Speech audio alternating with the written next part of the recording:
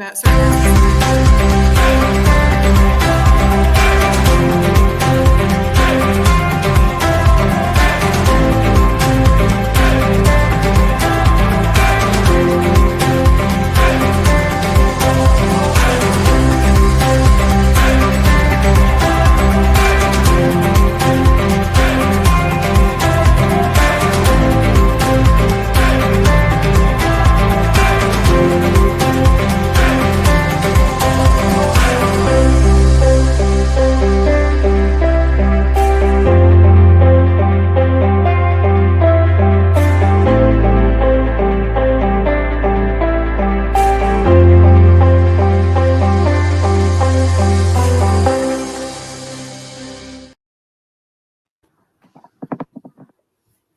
Hello, everybody. Nice to see you. So my name is Dr. Will Tattersdill. I'm one of the co-conveners of the MLitt Fantasy here at Glasgow University. And I've also persuaded two current students on that program to come and talk to you about their experiences today. I'm going to ask them to introduce themselves, starting with Sage. Hi, I'm Sage. I use any pronouns, and I'm a current fantasy student in the MLitt. Michaela. Hi, I'm Michaela. I am from Houston, Texas, and I am also a current student in the Fantasy MLitt. Surprise, surprise. So I might start just quickly by, before we sort of introduce the program, by picking on you a little bit to talk about your specialism, which at this point in the academic year means what you're writing your dissertation about, or what you are planning to write your dissertation about. That's something that, you know, it's sort of April, May is when we start planning these things, assigning supervisors, and kind of one of the high points of the year is coming up, which is the dissertation symposium, when we share some of our early findings with each other. So Michaela, if I could pick on you first, could you tell the viewers what you're planning to write about? Yeah, so I am really interested in current publishing trends towards romantasy and why romantasy and these like book talk books are never discussed in scholarship. They've been around for quite a few years now. And if you look up Sarah J. Maas in our school library's database, you get one, maybe two articles. And I feel like it's important to talk about these books, not as fantastic masterpieces, but as things that real people like to read. And why don't we talk about them? Specifically rooted in misogyny, as these books are mostly written by women with the female gaze and a female audience in mind. Lovely, absolutely, very, very important work, and I think we're seeing a little more on romantasy year on year at the fantasy program. Sage, same question, and just while you're answering it, please, everybody who's watching, if you have specific questions for us about this program, which is really what we're here to do. I mean, we can just talk to each other.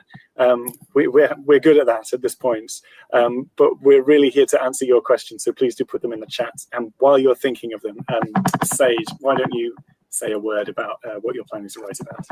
Sure, yeah. So I think ecology and ecological readings have been a huge recent trend in not just sort of English literature, academia, but I think across the board. And I'm really interested in fantasy literature sort of as a contact zone of Western schools of thought and Indigenous schools of thought, particularly around the modern Western world very much conceives of nature as something that sort of humans have been damaging. I'm ignoring climate change deniers. Among those of us who understand the science, there is sort of this thought that humans are necessarily detrimental to our lived environments and our ecologies. And so, but a lot of Indigenous teaching talks about how to steward the land and how to put land and humans back in sort of good relation with each other. And so I want to look at non-human peoples and human peoples in fantasy literature. And specifically, I'm looking at the very sort of fine level of detail at the sentence level. So looking at the grammar. For example, fantasy, you can have a sentence like, the tree spoke. You see it in Tolkien all the time. You see it in Le Guin all the time. in a traditional, perhaps a Tolstoy or something, if the tree spoke, we would assume it's a metaphor. In fantasy, we assume it's literal. We assume Treebeard has literally opened his mouth and said words. And so fantasy is allowing things on the level of the sentence, is allowing things that to be literally possible that would have to be metaphorical in other texts. So that's sort of what I'm looking at, doing a lot of Indigenous scholarship from across Turtle Island, a lot of Ursula K. Le Guin, mostly because I love her, but also because she does write quite a bit about trees.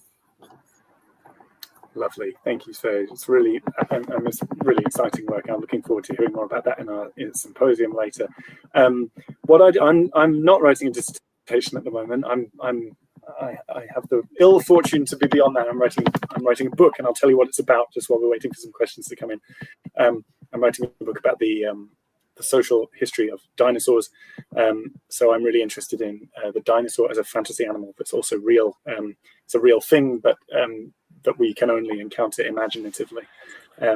So I take the dinosaur as a way of thinking about kind of how real science requires fantastical imagination in order to operate, and that's kind of the dynamic that I've been studying my whole life in various forms, my whole career.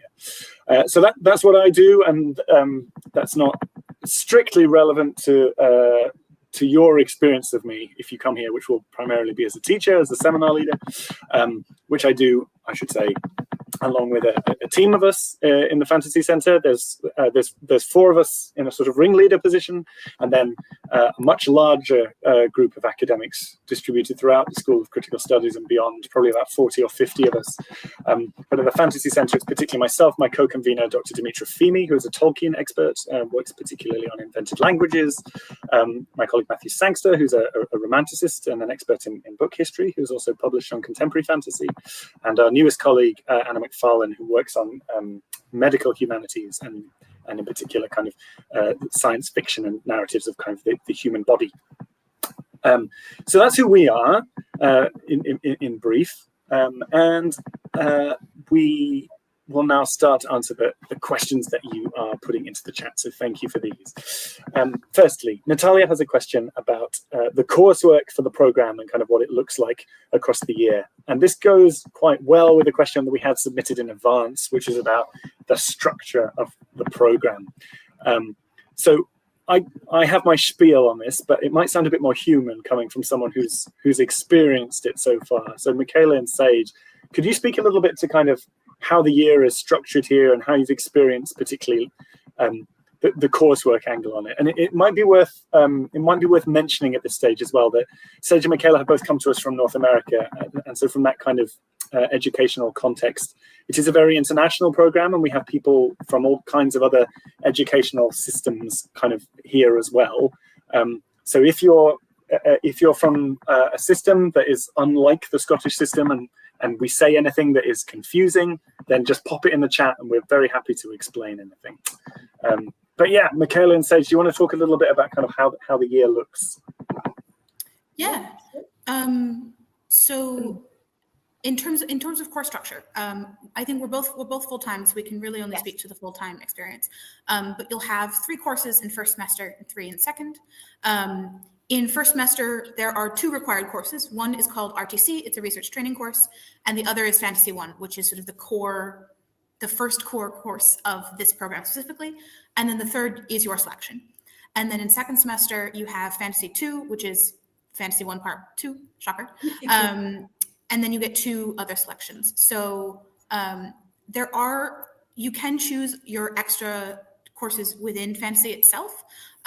There are lots of options for you to do that, but you are also welcome to take a certain number of courses from just general literature courses. So I'm doing one this semester called Race, Ecology, Sound, that is not part of the Fantasy program, but certainly post-colonial readings and such overlap quite a lot.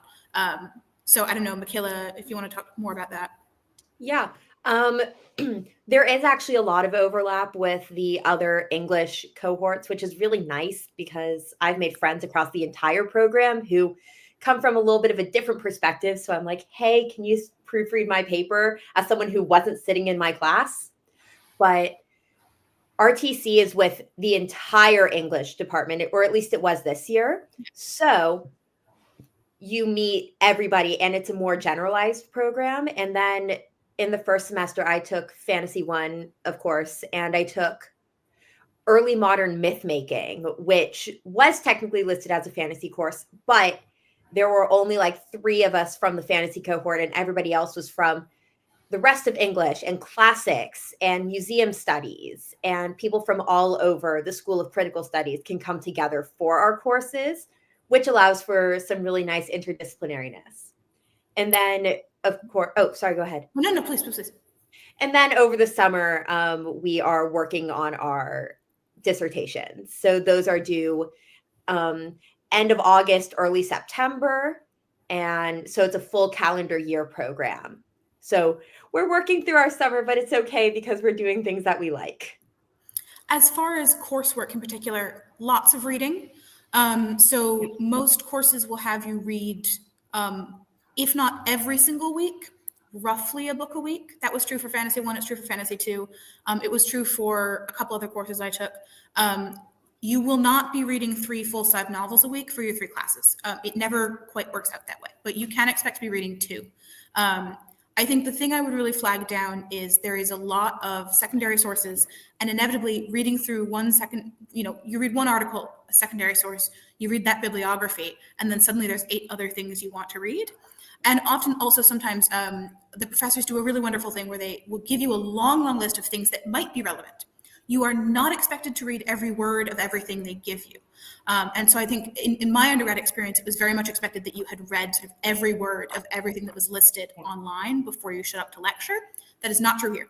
You have to finish the core text of the week, and professors generally will flag sort of a central secondary reading, perhaps a couple, but there will be a long list of like, you could look at this, or you could look at this, and you could look at this. And really, A, that's for your interest. B, that's for later reference if you're writing papers or something and you go, oh, I'd love to find some more stuff about that, potentially for your dissertation.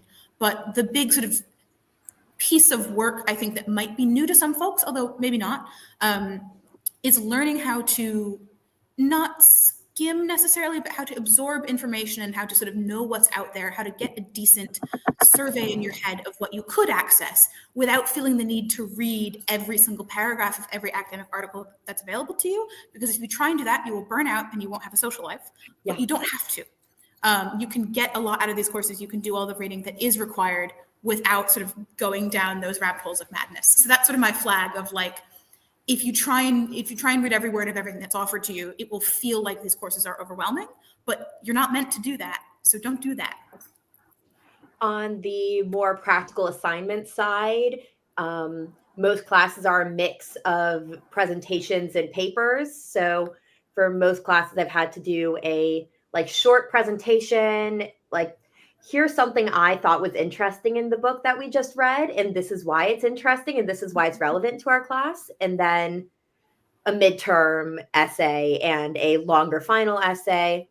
Or I've had a piece for my children's fantasy literature class. I have a piece of, I could either choose a literary critique, or I could do a creative piece for 3,000 words.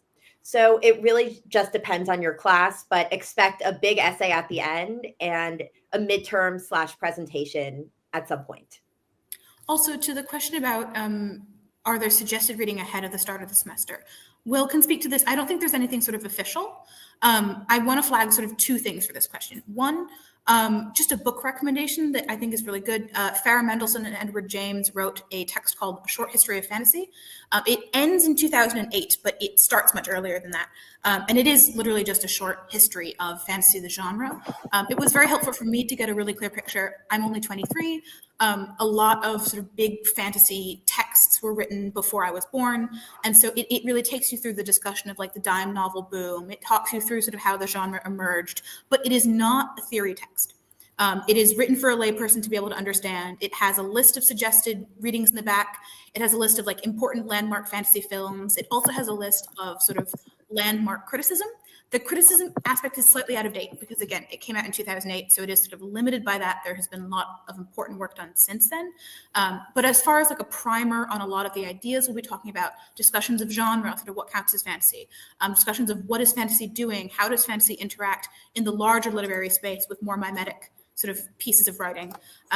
It's a really good intro to that without feeling like you're reading a heavy theory text. I sort of had fun with it. I've highlighted my physical copy of like the books they mentioned that I'd read, just because I thought that was fun. So if you're looking for something that's fairly easy to get through and I think fairly enjoyable. But the other thing I wanted to flag as far as suggested reading is the program is really, really malleable to the things that you like and you care about. And so, for example, I took fantasy across media in first semester, literally looking at fantasy across media. So looking at films and music and books and video games and tabletop role-playing games and all sorts of stuff. And with a class like that, I mean, we had core texts, but the second someone brings up Bloodborne, someone's going to bring up Dark Souls. And the second someone brings up Dark Souls, someone's going to bring up Elden Ring. And like, you just spin. And so if there's something you love, if you're like obsessed with an anime from 1970s or something that no one's ever seen, great. You can write about that for a final probably. You can bring your favorite books. You can write about your favorite authors through the lens of the theory we read in class. So please don't feel like you're stuck to a certain literary canon. If you're not a Tolkienist, great. That's fine. You don't need to read Tolkien to engage here. And same goes for, I mean, you could put any name in place of Tolkien there. Bring the reading you've done and that you love and that you care about. Oh, well, I was going to say you should go ahead and read the entirety of The Lord of the Rings. As someone who is not if not now, when? If not now, when? As someone who is not a Tolkienist and started this program and thought I only needed to read The Fellowship of the Rings, I was woefully mistaken and had to cram the entirety of it into like 2 weeks. So go ahead and spare yourself some stress and do it after summer reading. Yeah, that's my big recommendation. I will caveat myself and say, because so much of fantasy takes from Tolkien, we read him for his historical importance. And so you will have to read Tolkien. I think my point was largely that if Tolkien's not the thing you want to focus on, if you have a love elsewhere in fantasy, don't think that this program is restrictive in that way. Of course. But yeah, we have to read Tolkien. Yeah, you're going to want to go ahead and read it so it's not hanging over your head. So one thing I should say is that as course designers, we know that fantasy has a reputation for phenomenally long books, and we do try to design our reading lists humanely.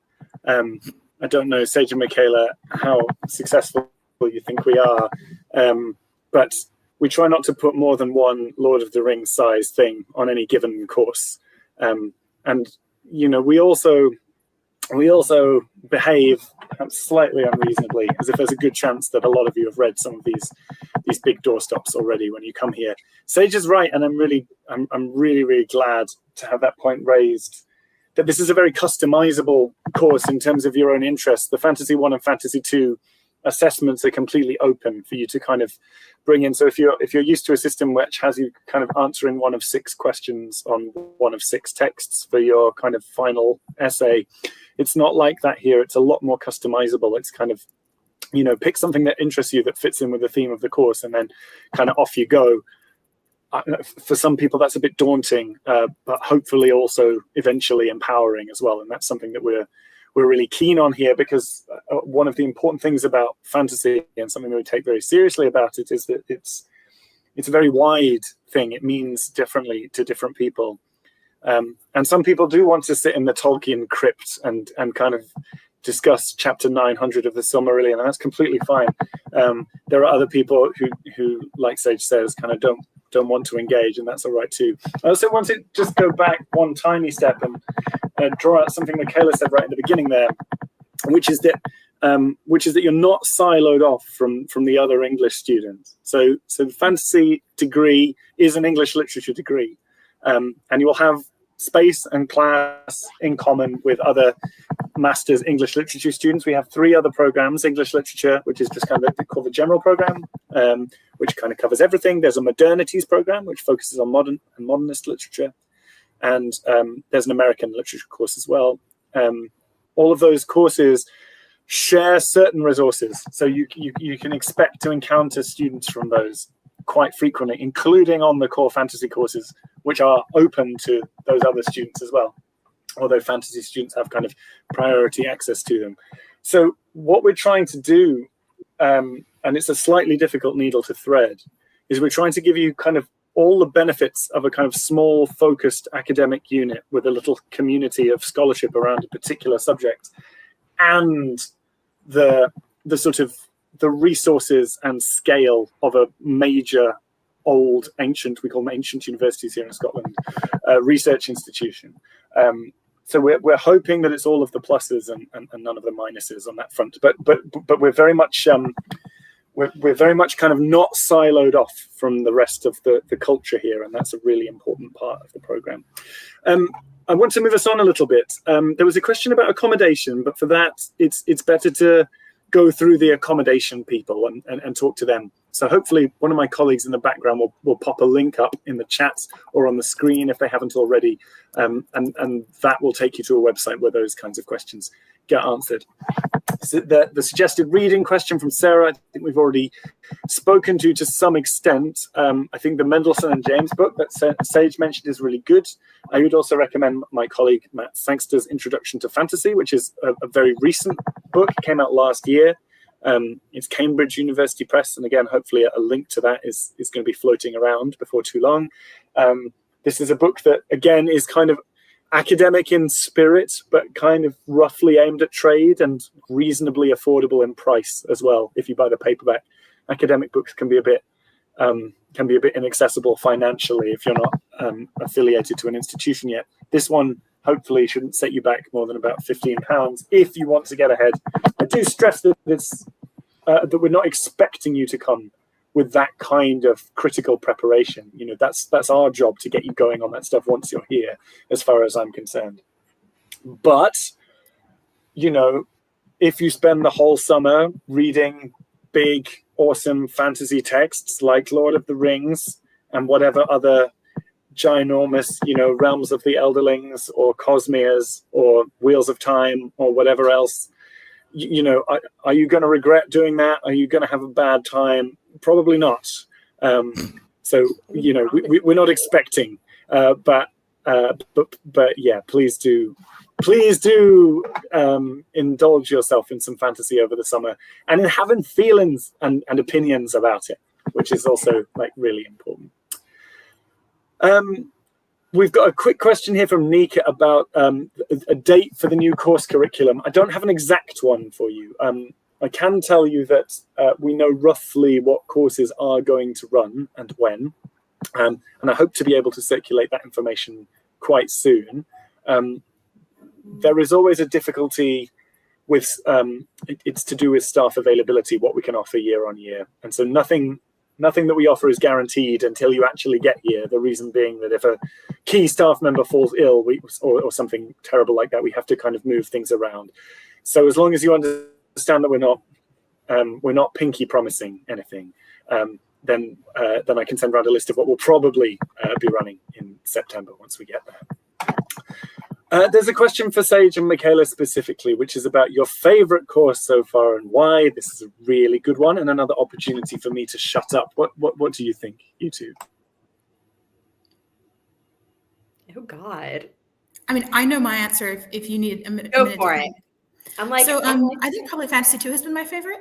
Fantasy 1 and Fantasy 2 are very similar in structure, which is you have core texts, usually a novel, and then you read them and then you discuss them in a seminar.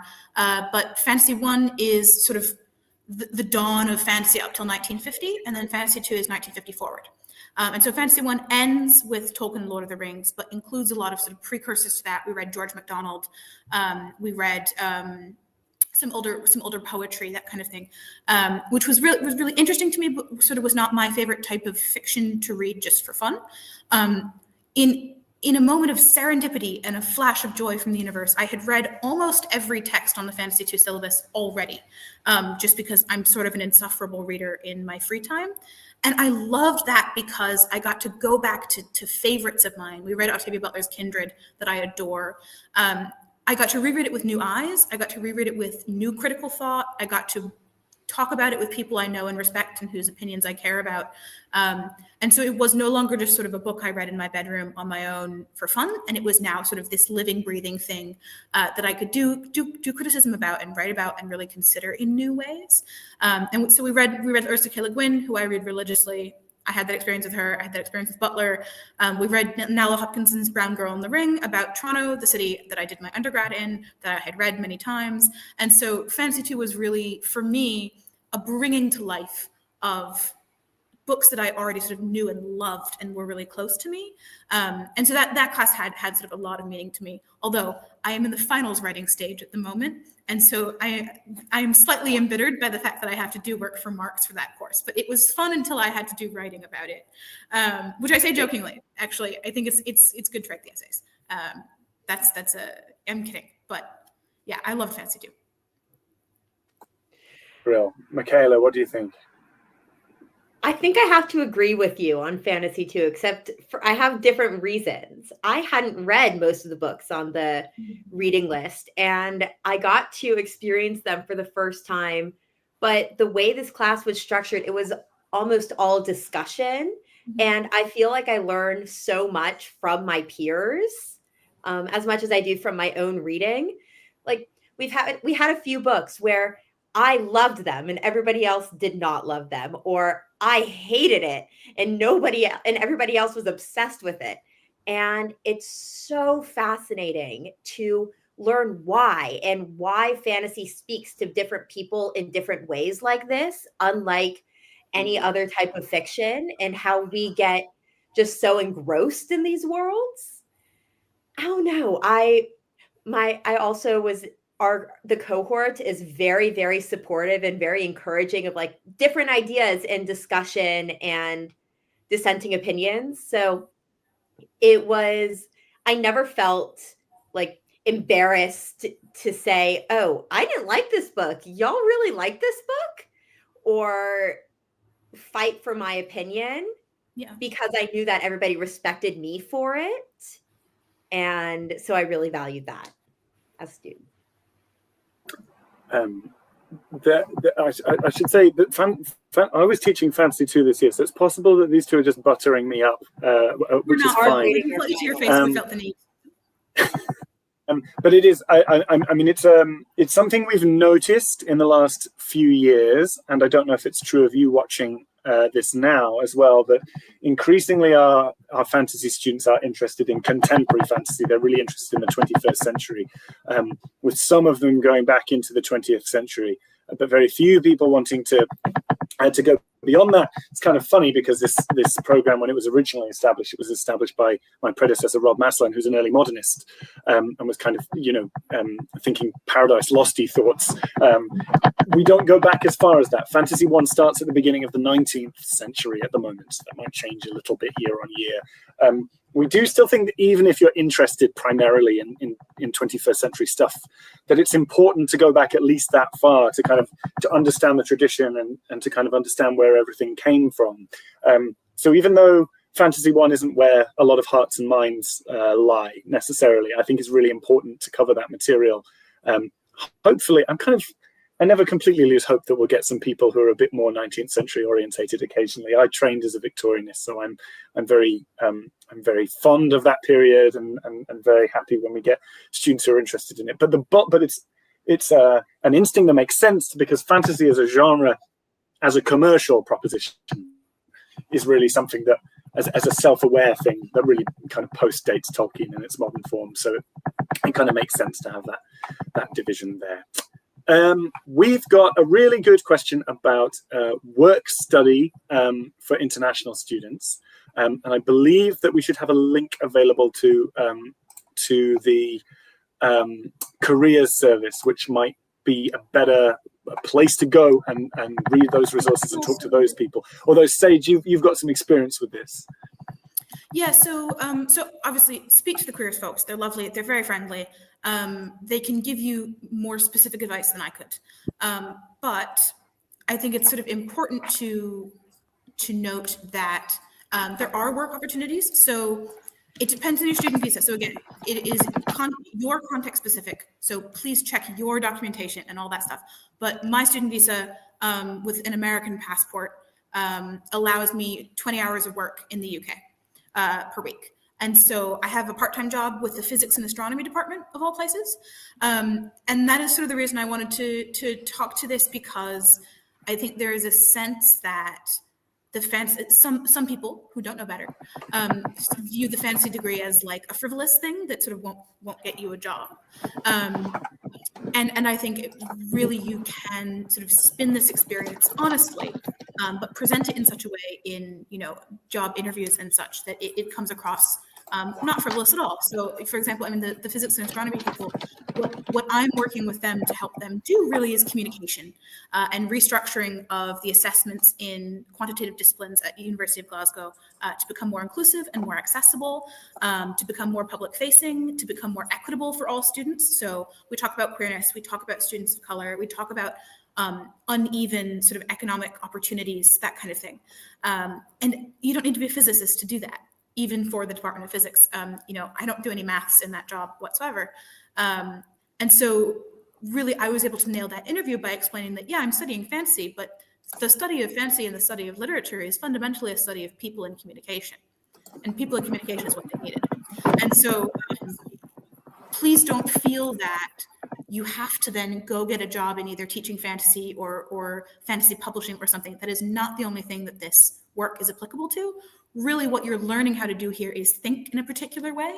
And we just happen to be thinking in a particular way about the Stormlight Archive and that sort of thing. But don't feel as if this sort of limits your opportunities in that way. And I think the same probably would go for PhD applications. And again, I'm not going to speak to that at length, but just remember, the experience you're gaining here isn't just, I've read Ursula K. Le Guin. It's that I've thought about it and I've communicated about it and I've written about it and I've read scholarship and I've fit my own writing into scholarship. You have lots of skills that you're developing here that have nothing to do with the actual content of the books we're reading. And so don't sort of mentally limit yourself into too particular of an area. Yeah. Natalia, I think that's... Go ahead. Oh, sorry. Go on, Michaela. I'm like, Natalia, I want my PhD in the US too. We got this. It's a really important point, and I just want to underline it. The formal title of this degree is English Literature, Fantasy.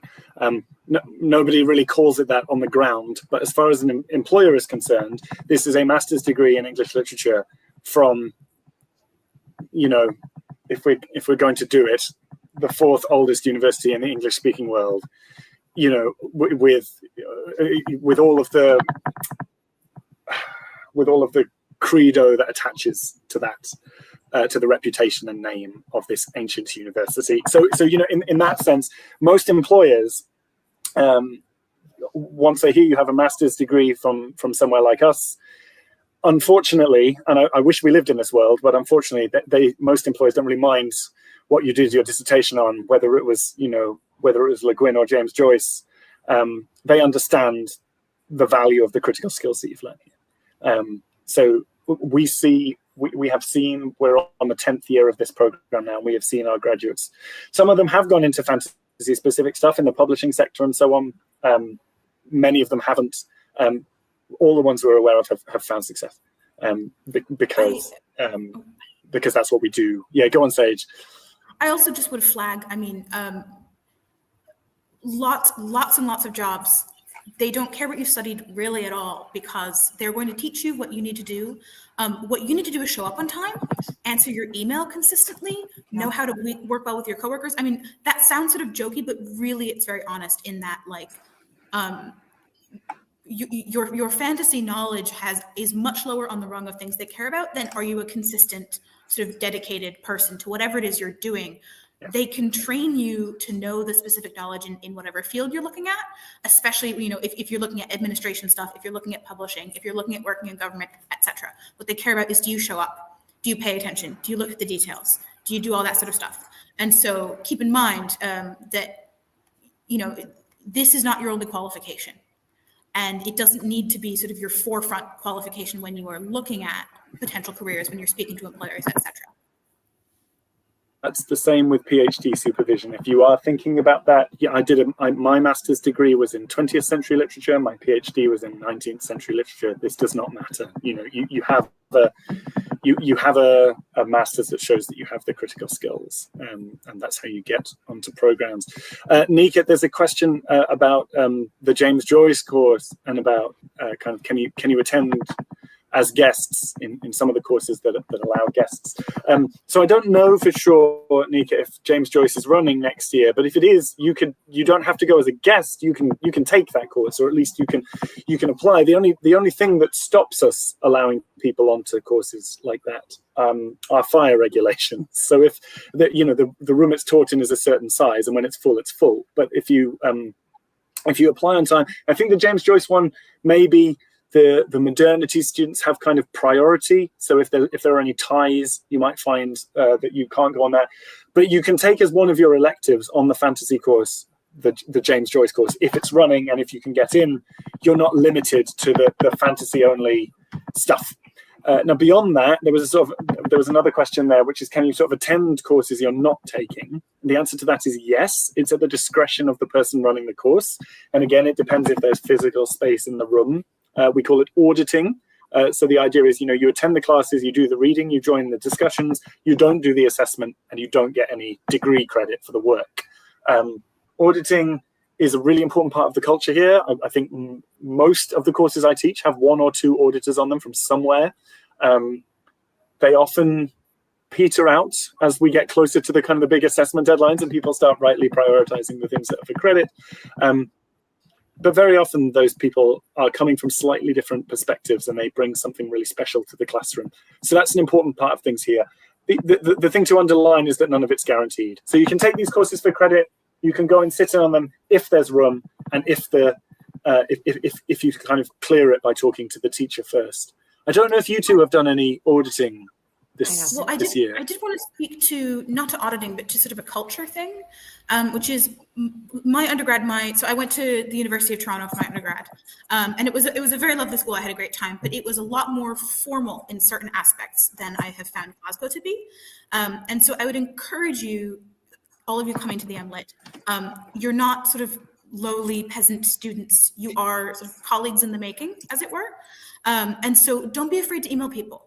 You are not bothering them. This is their job to interact with students and to respond to auditors. It's not their job necessarily to say yes, but it's their job to answer you. And so, like, obviously we have a lot to learn from professors, and there's a lot of experience that we don't have yet as master students, but you're not sort of lesser in that serious sort of way. And so email people.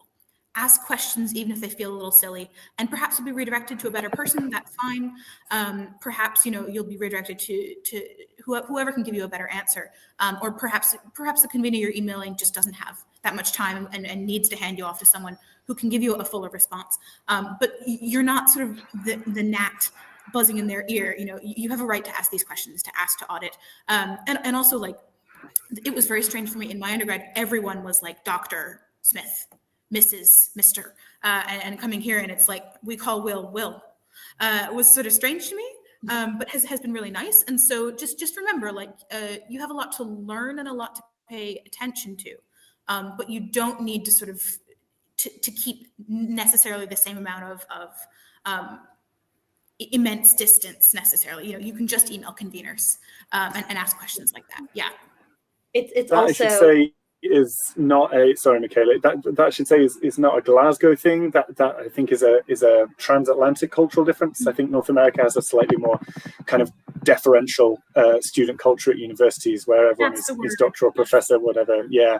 And so anyone coming anywhere in Britain will have this slightly strange experience where I think what most of us are going for over here is something that feels more collegiate and where we regard especially master's students as yeah, I like your phrase, colleagues in the making, Sage. I think that's exactly right.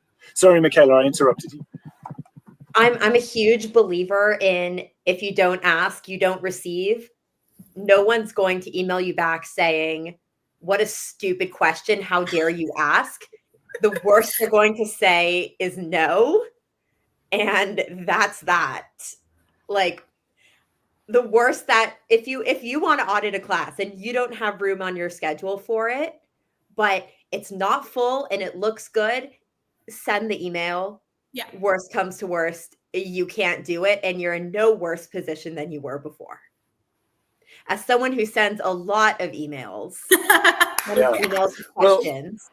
Well, and as someone who receives a lot of emails, I like the ones where it's a student saying, "Hey, can I come and have more intellectual experiences in the classroom?" Those are, most of the emails I get are not as nice as that, so I'm always happy to get them.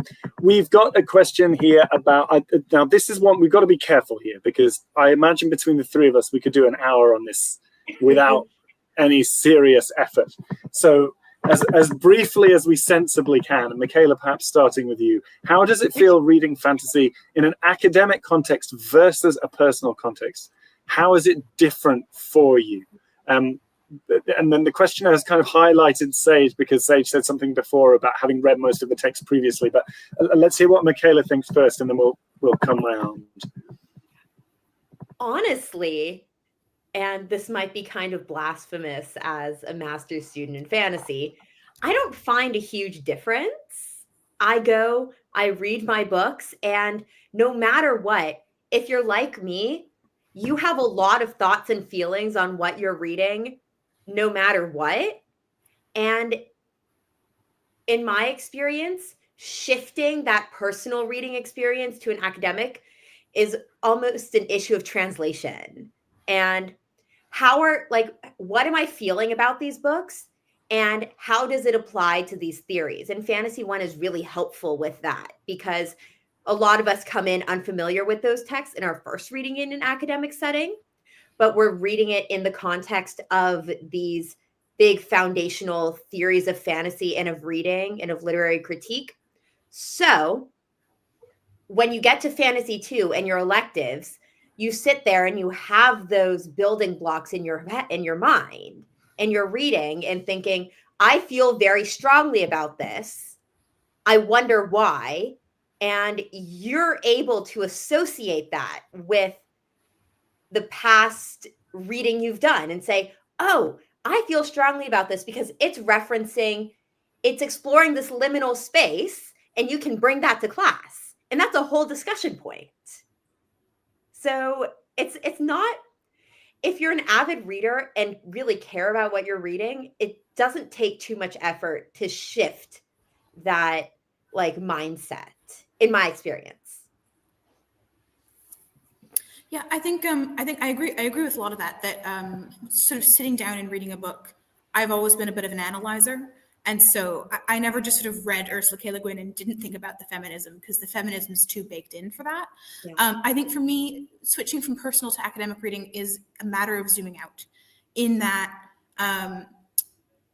it's easy to read a book for personal experience just as sort of the text itself. And I think when you're reading in an academic context, texts become part of movements. They become part of larger intellectual conversations. They become part of history. Not that personal reading is removed from history. I think certainly you cannot read Octavia Butler and ignore history, because she slaps you in the face with it, and good, as she should. But I think it's more an intellectual history of, what wave of feminism does this fit into? What theories and studies might have been available to the author at the time or weren't available to them that are available to us now? Is it part of a larger movement in literature? And larger movements in literature are always related to larger movements in economics, in social theory, in political theory, in changes happening around the world, in wartime. I mean, we read Mervyn Peake's Gormenghast, which is intimately tied up in themes of war and ideas that exist beyond the literary sphere. And so I think for me, it's a matter of saying not just what is in this text, but what happens when I read the world through this text, and what happens when I read this text through the world. And those are things that I wouldn't necessarily consider in those terms, or as formally or as structurally reading for personal enjoyment. These are two really great answers. I would add a couple of other things, because I think this is a really interesting question, and it reminds me of that old saying, get a job you love and you'll work absolutely constantly and never have any breaks. It's something I think about a lot, because obviously the reason I do what I do is that I love reading, and now I'm at a point where reading is work. And so how does that work? I think it's a really good question. I think there are some really important differences between reading personally and reading academically, but I think it's also true that there's a massive gray area between those things. Not just because, as Michaela was saying, there's a lot of kind of I suppose academic thinking involved in the process of normal reading. It's not like that absolute separation exists. But I also believe, as a critic, that good critical reading and writing and discussion involves, but does not consist wholly of, our personal reaction to a text. We are there in ourselves, having those feelings and those reactions, and that's not usually where we stop. It's usually where we start. But it's a really good part of the process, and I think it's good to be honest about that. So I think we are tied up with our own subjectivity in all of these things. I think the other things I would say, on top of that large and really interesting range of points, I'd say two other things. First, I think one of the advantages of reading academically, like for a seminar, is that you can't quit. By which I mean, if you're 50 pages into the book and you know it's not for you, and you know it's not going to get better for you, if you're reading personally, you can put that down and get on with your day. And that's your right. And there's nothing wrong with that. Nobody can stop you, nor should they. But there is also a value in being forced through the stuff you don't like and being forced to confront, okay, what was it about this text that made me, with my history and my preferences, not like it? Just because it's not nice for me to read this doesn't mean there's something inherent about the book that is wrong, and it doesn't mean, even if the book is fundamentally bad, which can happen, I think, it can still be interesting, and the discussion that you get out of it can still be worthwhile. So I think being forced to persevere through stuff you don't like is in a twisted way one of the virtues of reading these things. Of course, celebrating the stuff you love is another. But the third thing I would say, it's become three, is that is that when we bring these reactions to a seminar and we discuss them with a group, especially with a group as diverse and as international as the Fantasy MLitt tends to be, you encounter everybody else's reaction. So, we're talking about Fantasy 2. I've come out of several of those seminars this term with some really different feelings about some of the texts than the ones I went in with, because I listened to my students who have come from other cultures and other backgrounds talking about them, and I think, that's something about that text that I completely missed and I wouldn't have got before. So whether you're publishing or whether you're talking in a classroom, academia is a conversation. It's a conversation that, as a master's student, you are learning to really join in a full-throated way. This kind of on from undergraduate in that sense. So when you're joining that conversation, it's better for everyone, for your voice to be there and for you to be attentive of everybody else's voice. And I think that's a big difference from reading privately. But again, I think there's a big gray area there. Okay, we went on about that for a long time. We could easily talk a lot longer about that. It's a really good question. Thank you for that. I've lost who asked it. I think it was Nika, but thank you. We've got a question about when we register for classes. This one isn't actually up to us. This is a central process. You'll be contacted nearer the time. I don't think we know an exact date yet, but it will be over the summer and probably more like August than July. I don't know if either of you remember when you did this time. August. Yeah. August, yeah. So I would expect it to be similar this year, but that's a centralized process that the university organizes. I should prepare you for the fact that it is not the most intuitive computer system you will ever use. It was much better than my undergrad. Okay, well, that's good. I'm glad to hear that. But yeah, full disclosure, you will need to sit down for a minute and look at how that computer system works. It's a little bit unfriendly and a bit antiquated, but it does get the job done eventually. So be ready for that. But yeah. We're nearly through our time, and I'm just wondering if there are any questions we haven't dealt with yet. It looks to me as if we've answered everything that's come up. So I think it's, unless anyone is busily typing a kind of a final question, it would still be good to hear from you. It might be worth closing out by talking a little bit about some of the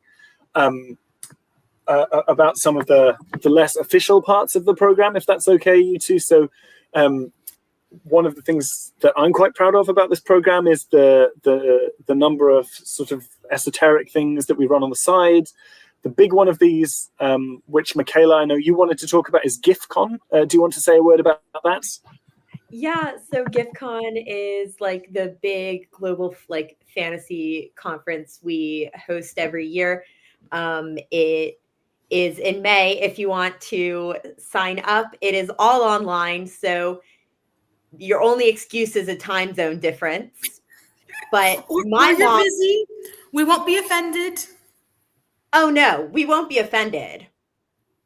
But like, if my mom can join my panel from Houston, Texas, just saying. But Sage and I are both getting to present papers that we were just both truly interested in. I'm talking about this year's theme is queering the fantastic, and I'm talking about the queer coding of Disney's Hercules, like Hades. That has nothing to do with anything else I'm reading or studying, but I thought it sounded really cool and really relevant. So I'm really grateful for this experience to actually get to explore this in an official setting and talk about it with people who genuinely care about the scholarship side of pop culture. Yeah, GIFCon's brilliant. A lot of MLitt students either submit papers, and it is there is a committee that makes decisions, so you don't get in automatically just because you're an MLitt student. But certainly you are welcome to submit papers. We also assist a lot in volunteering. So I think Michaela and I both are co-chairing some of the panels, deputy chairing, sorry, some of the panels, helping make that day run smooth. In addition to presenting ourselves, I would also note, like, I know I'm doing a completely non-Glaswegian conference in July. There was an email blast through the English Literature Department. I figured, why not take a crack at it? I submitted a proposal. I was a little bit startled out of my seat when, like, a week later they accepted me, and I was like, oh no, now I have to go be a real academic. And so just to flag to What's the conference, Sage? Transatlantic Literary Women down in Derby. Nice. I'm very excited. Yeah. I didn't know about that. Congratulations. Thank you. Yeah. I'm talking about my dissertation topic, essentially. I pitched fantasy to a non-fantasy conference and they took it. So let's go. Nice. Good. So I just want to flag that to say, again, colleagues in training, you have the opportunity to write papers and submit them to conferences. And please don't feel that just because you're a master's student that you're somehow not legitimate. And please don't feel that because maybe you don't have conference experience, you can still submit to one. I think GIFCon's brilliant because you're almost guaranteed to either be chaired by or presenting alongside folks you already know from your cohort. You'll be friends by the time GIFCon rolls around. And so while it is a real academic conference, it's also sort of lower stakes emotionally, and that it's not just a bunch of strangers in a room. But also if GIFCon's less your thing, or if you want to do GIFCon in addition to other things, keep your eyes out. There's lots of conferences that happen, and sort of you are an academic now as part of this program, so go be one, submit to things. Trust your gumption, kid, and turn in some proposals in places, I should emphasize that this is a strictly optional part. This is not part of the program. There's no expectation that master's students be doing this, but we do try and help when we can. Yeah. Can I shamelessly plug Elsewhere real quick? Yes, of course, please. So Elsewhere is a fantasy magazine here at the University of Glasgow, started by myself and 3 of my cohort members, Megan, Steve, and Caleb. I just want to say their names so they get credit here. So Elsewhere is seeking to publish work by women, by people of color, by queer folks, to really highlight and elevate those voices that have been sort of traditionally ignored and kept out of fantasy publishing. I'm also thinking about, all the Robert Howards of the world, where sort of the vast majority of the women do nothing and the vast majority of the people of color are evil. And we really want to work against those harmful stereotypes. And so we are student-run, student-volunteered. There's an editor sort of cohort of a lot of MLitt people. Michaela's part of it. A lot of MLitt folks, but also some undergrads. So that will be running next year. It has started this year. So we've been doing all the paperwork and having lots of fun with that, but it will be running next year. So you are welcome to join as an editor if you wish. You are welcome to submit creative work of your own, which doesn't have to be, writing. It can be art, it can be poetry, it can be music, whatever you like. And also just to highlight that that's the kind of thing you can do. Elsewhere didn't exist until this year. We made it. So if you see sort of a gap and you've or really interested in making something happen at the university, you can go do that. Anyway, so Elsewhere will be going to print this year. We will have physical magazine copies. So hopefully by the time you are physically in Glasgow for the program next year, you'll be able to peruse one. Yay.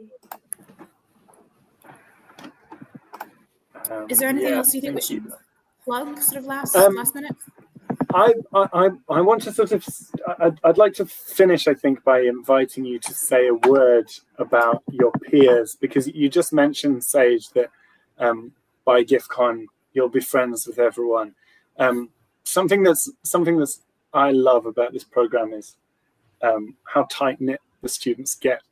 Can't guarantee it will happen every year, of course, but if your incoming year, 2025-26, turn out to all be kind of isolationists, grumpy grumps who don't want to be friends with each other, then you will be the first.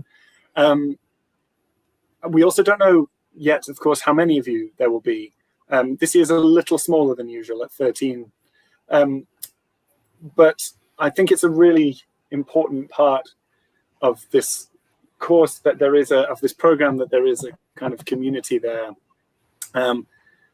Sage and Michaela, how do you feel about everyone else on the course, would you say, in as few words as possible? No, I love our little community. We go to cafes and work. I got a text from one of my friends, "Hey, are you on campus? Because I can't bring myself to work, but if I'm sitting next to you working, I know I'll do things." And it's that kind of community. We do that as well. What? Like professors do that as well. Oh yeah. Staff do that all the time. We need accountability. We go to karaoke, we go to dinner, we have such a great time. Yeah, I'm not going to make this Q&A session into therapy, but I've been a queer fantasy nerd my whole life. And so, in the best of ways, I grew up weird, and that can be very isolating in high school. It can even be very isolating in undergrad. I think this was really the first time in my life when I could crack a joke, not just about, Aragorn, but I could pick an aspect of the Silmarillion. I could make a crack about the Stormlight Archive. I could really make my jokes and have them land, because the people in the room share my passions in that way. And so a lot of us have been reading obviously the same theorists. And so I certainly text with people about did you see this ridiculous word choice in the middle of the Mendelssohn or whatever, that just sort of, there really is that sort of community. And I think that because this is not, it's not engineering, it's not a career stopper in any way, but it's not the kind of course you take with a specific career in mind necessarily, the way medical school is a very specific career in mind.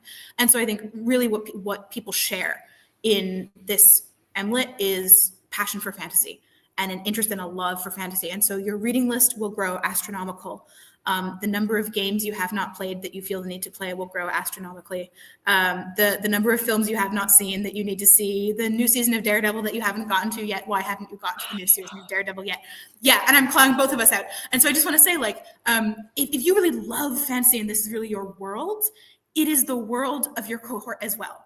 And when you share that deep passion for such a large part of your life, it's really hard not to be friends. And so we're not some special phenomenon. A bunch of really passionate people sharing a passion in a room together. You're going to hang out. You'll have to. Yeah.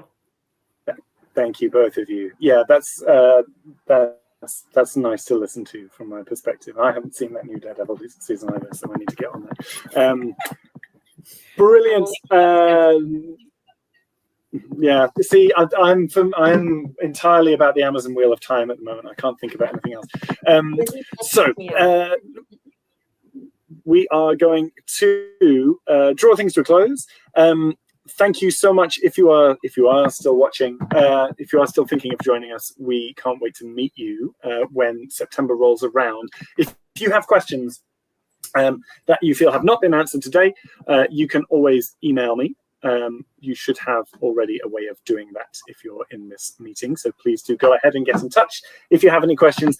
That is to say about the academic side of things. If you have questions that are more about kind of admissions or visas or things like that, have a look around the Glasgow website or any of the links that have been shared in the chat during this session, and hopefully you'll find what you need there. I want to add that if you would like to know more about any of this, there's also an online open day. That's on the 8th of May, which is a Thursday. And my colleague Dimitra Fimi, who is the co-convenor of the MLitt Fantasy, will be saying a few words at that if you want to go along. Otherwise, I hope this has answered questions. I hope it's given you a sense, albeit a slightly weird online deceptive sense of the kinds of conversations that we have here and what the community is like.